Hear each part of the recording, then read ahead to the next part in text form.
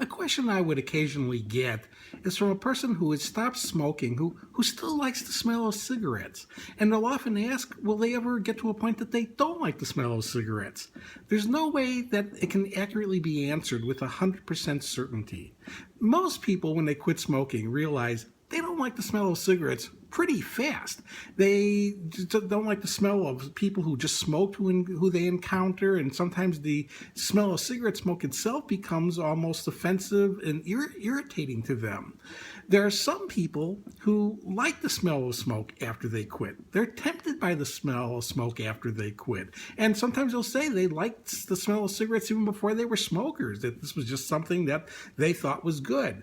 And those people may find themselves just maybe liking the smell of cigarettes for the rest of their life. They're not happy about that because they find it tempting, but still they recognize all the other implications of smoking. The smell is one variable that was a problem, but there were a lot of other problems. The expense, the social problems that went with it, the fact that they were kind of dangerous, with the fact that they were basically really lethal. I mean, this is why they didn't want to smoke. This is why they quit. There's another interesting subgroup, though. It's people who say they've always liked the smell of smoke. They like the smell of smoke after they quit. They like it for weeks. Sometimes they like it for months. Sometimes these people like it for years. And then all of a sudden, one day, they get a whiff in some strange place and they find it like, oh my God, that was disgusting. That was nauseating. And they hate the smell for the rest of their life from that point on. And what all of a sudden causes it to go that way, I don't know. And it doesn't happen to a lot of people, but those people do exist where all of a sudden they do get to the point. Again, if they asked me in the first day or the first week of the clinic, will they ever get to that point? I didn't know. I couldn't answer.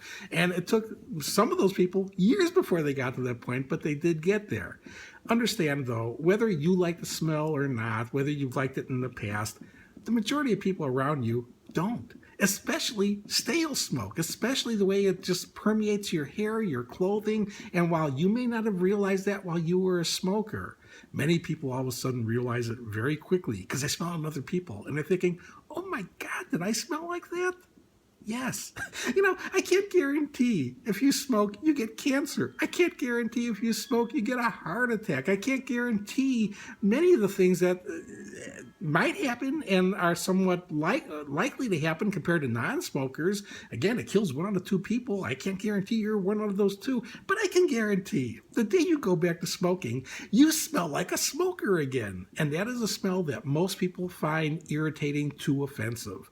If you never want to be stuck smelling like that again and facing all the other consequences that could go with smoking, it really is a matter of just sticking to your personal commitment to never take another puff.